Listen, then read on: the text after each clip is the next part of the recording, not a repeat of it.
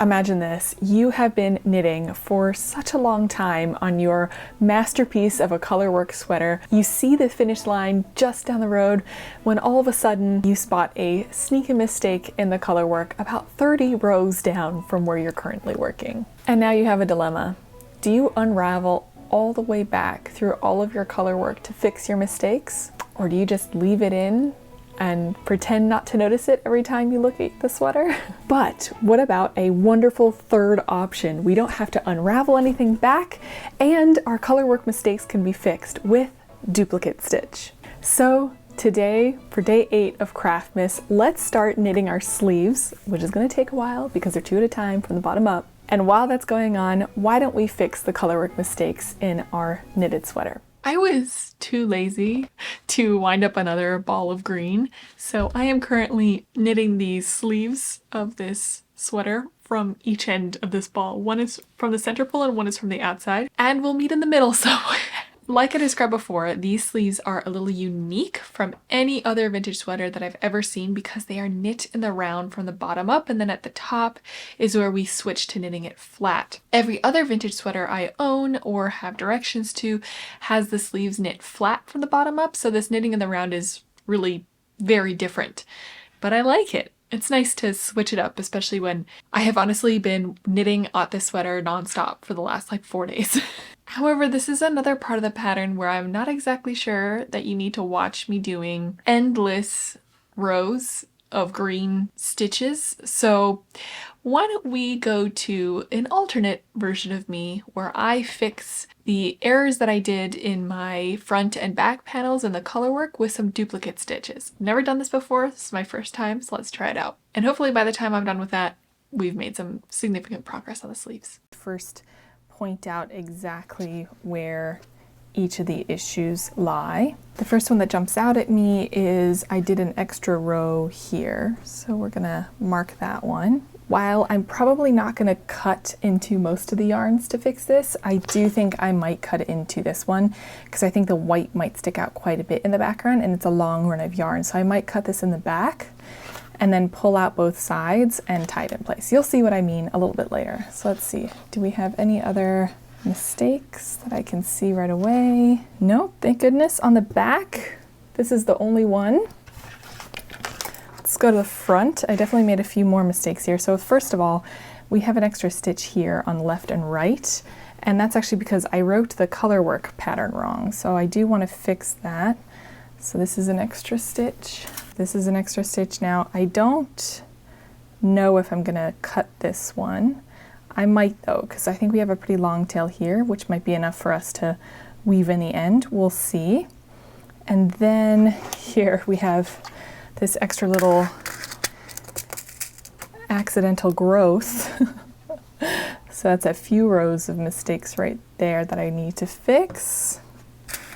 Anything else? No, I think that's all I can spot for now. You let me know if there's anything I didn't catch. But between the two, I got the advice last time to start on the back piece as practice, and then we can do the front. So we're going to grab some of this red yarn and duplicate stitch over these stitches because this is an accidental extra row of the white.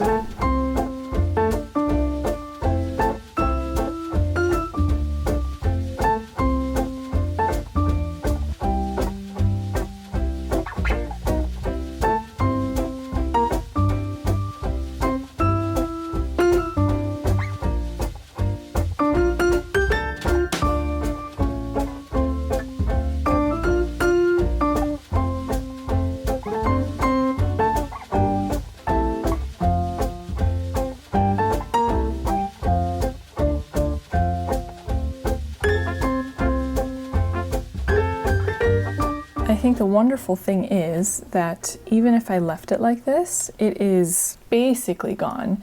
The only thing is you do see a little bit of that white poking through in the background, and because we duplicate stitched over it, we do have the structural support here. So the main thing is if I did cut this white yarn, everything would be supported, nothing would be unraveled. I would just have to make sure to anchor that yarn really well. Let's see, where's it going after that? Yeah, so that would be fine. So I'm actually going to cut this yarn. I'm nervous. Oh gosh, I'm nervous. but we're gonna do it. Okay, we can ravel that out. Okay, so we just have to make sure that we weave that end in. And then, oh, I don't think I left quite a long enough end on this side. I might tie a knot between these two just to keep this one anchored. But when we turn it around, we can play around with the tension a little bit to make the tension a little more even.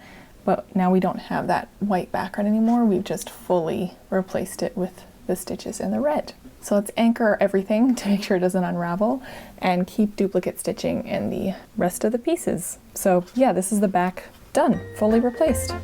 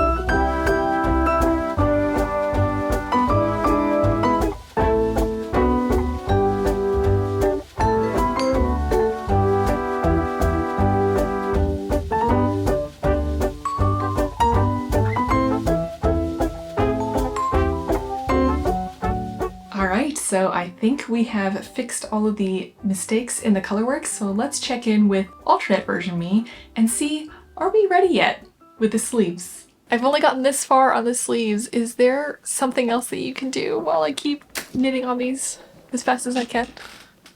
Okay, well, in that case, let's go ahead and weave in all of the ends. We can sew up the neck seams and knit on the turtleneck, and hopefully that will give me enough time to get ready with the sleeves.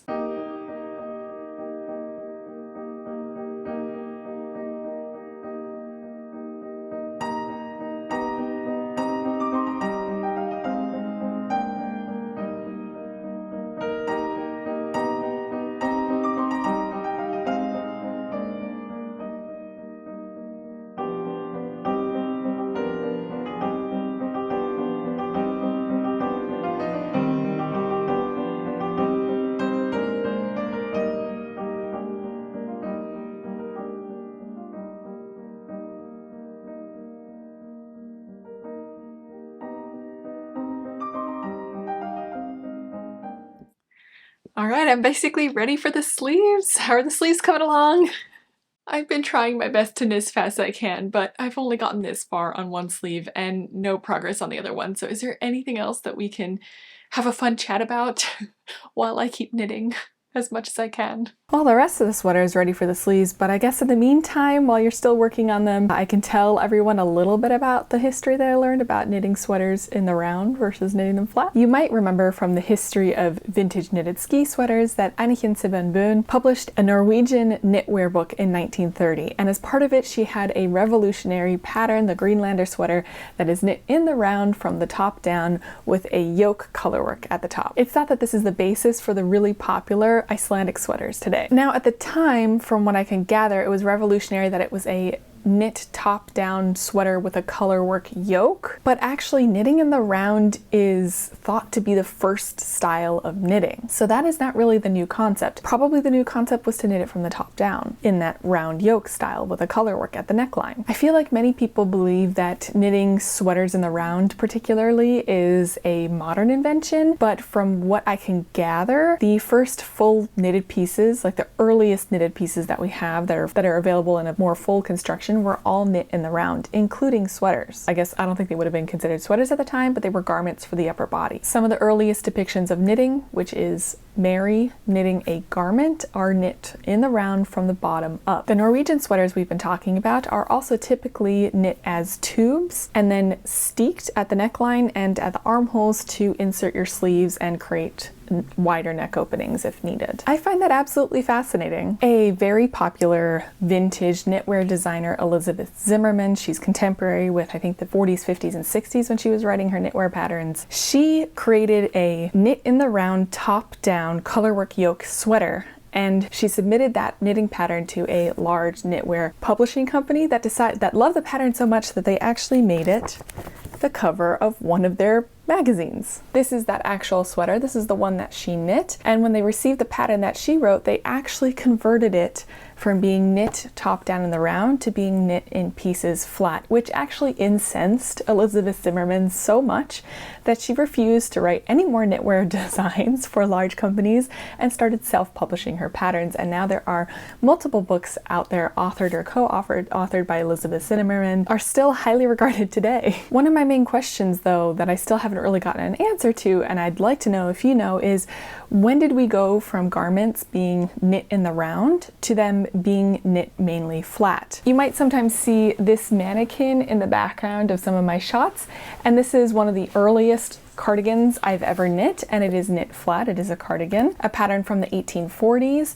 I have other pattern books throughout the Victorian era and the early Edwardian period that are also all knit flat. So how did we get to that point? And I wonder if it's at all tied in with the invention of circular needles. The US patent for circular needles came out in 1918, and then in 1930 we had that Greenlander sweater. So I wonder if the popularization of circular needles made it that much easier to knit in the round, which is why people started preferring to knit in the round rather than knitting flat, because even in the early depictions of knitting garments, like the one where Mary is knitting that garment, you're using huge double-pointed needles, which even the Stahl double-pointed needles can be a little bit of a headache sometimes. So I wonder if that has something to do with it as well. What do you all think? I think it's fascinating to look into this stuff, and sometimes raises more questions than the answers that you can get. Okay, so how's the sleeve construction coming along? I hope it was fun to learn a little bit about the history of knitting sweaters in the round, but I am nowhere near being able to finish these sleeves on time. I'm so sorry. I think I'll have to leave it here for today. I don't have enough time to keep knitting and showing you what making the rest of these sleeves look like, and I also have to get started on knitting some accessories to go together with this vintage ski sweater to finish out the ensemble so I'm not cold on my hands or feet or my ears. I hope you've enjoyed watching it so far, and if you do want to see me finish the sweater and work on some of those accessories, feel free to subscribe, because the day after tomorrow you'll be getting another video where I'll be working on that. Thank you so much for watching, and I will see you next time. Bye!